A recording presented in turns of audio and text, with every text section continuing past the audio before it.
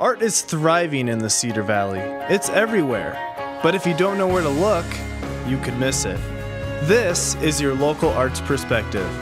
This is the Arts Overlook. Welcome to another fun-filled edition of the Arts Overlook. Thanks for joining us. On this episode, we'll look behind the scenes at Cedar Falls Community Theater's newest production and tell you what's going on in the area worth checking out. But first, we have some exciting news. The Gallagher Bluedorn Performing Arts Center recently released its lineup for the 2012-2013 season, and it's looking pretty good. Here's more. An exciting new season of performances at the Gallagher Bluedorn Performing Arts Center was announced recently, and as usual, a wide range of acts will be stopping in Cedar Falls with big names such as Vince Gill and West Side Story directly off Broadway, topping this impressive lineup.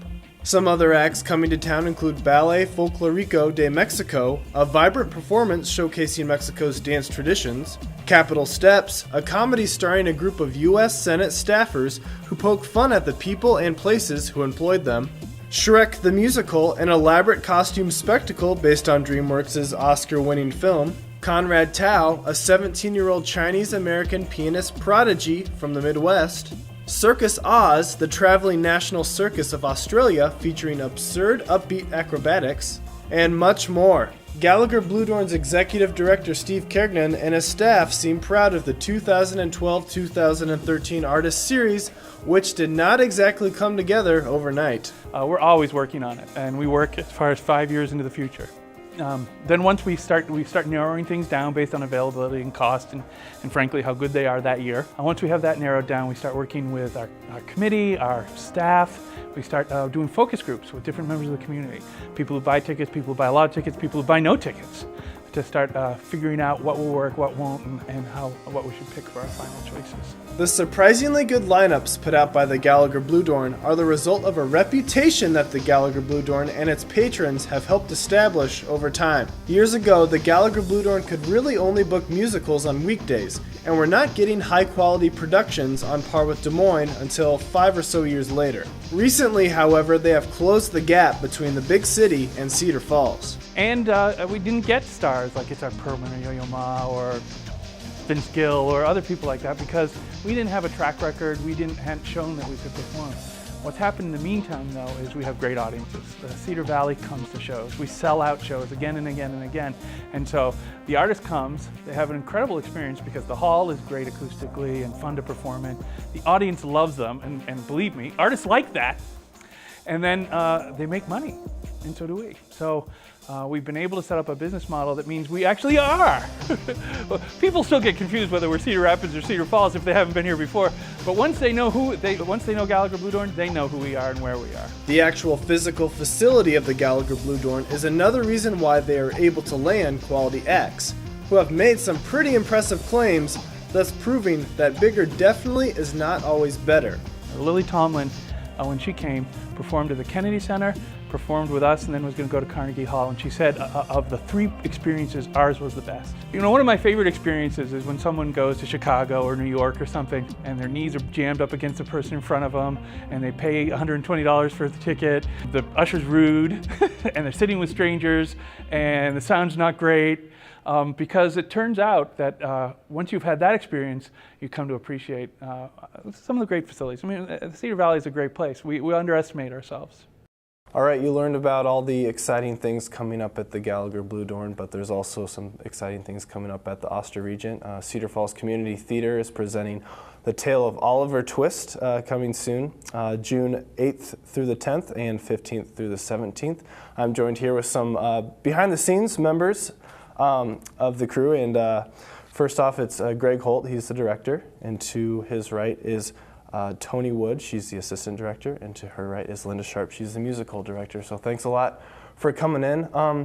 We always see, you know, the output of all the hard work, but we all know that there's a ton that goes on behind the scenes in a production like this.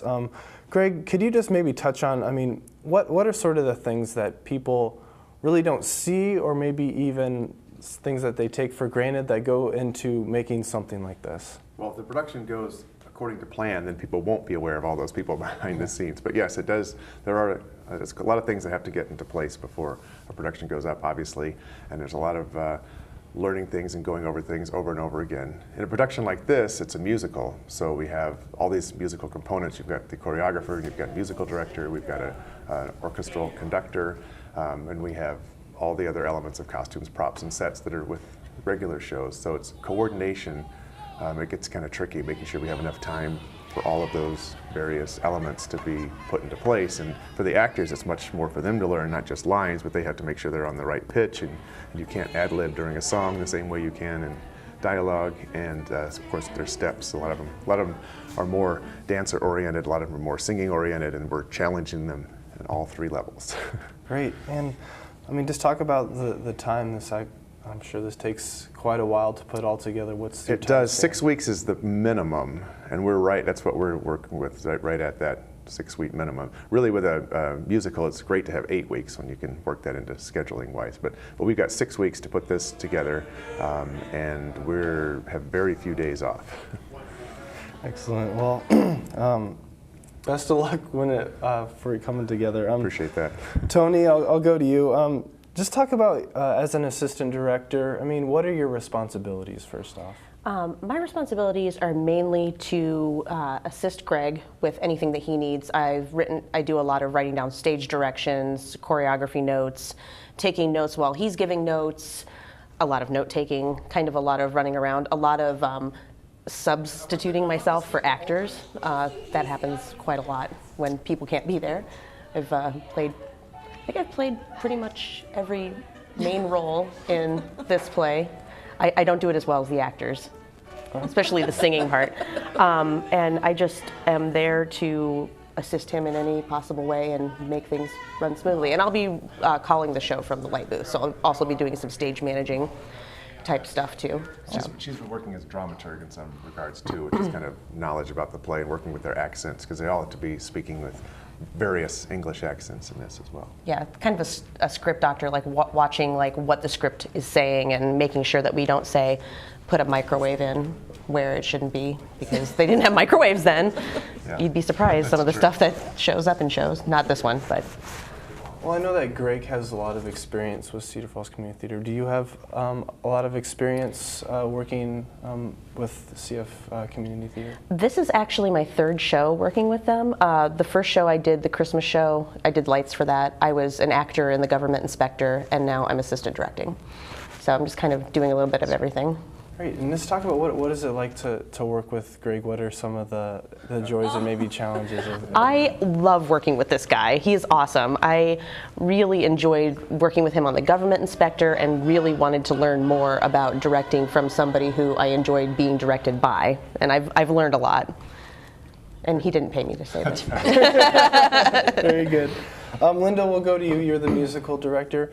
I mean, what are some of the challenges associated with your job, and also some of the joys associated with your job? One thing I love about the show is that I get to work with kids through adults. That's just great fun for me. And one of the unique things about community theater is that anyone can show up. Sometimes there are people who have never sung before. And there's just always a blend of experience, inexperience, and it's a really steep learning curve, as Greg said. You know, it's a short time to get it all together. So the first thing I did was make rehearsal CDs for everyone, so they had their own parts to work with.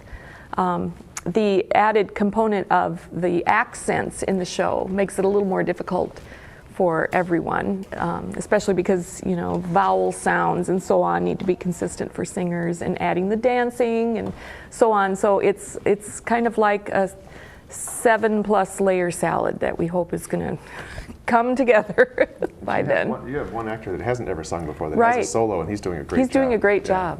Yeah, Looking that's forward to fun. seeing, That's a lot of fun. Seeing that all come together. The dog won't sing. No. No. Well, speaking of dogs, there's a dog and there's a lot of kids in this production. I know you have experience working with children's theater, but I mean, what are some of the challenges working with canines and kids? It's pretty crazy, but we just have to find things for them to do when they're not on stage. All that energy's got to be corralled somehow. But they're a good bunch to work with. Great.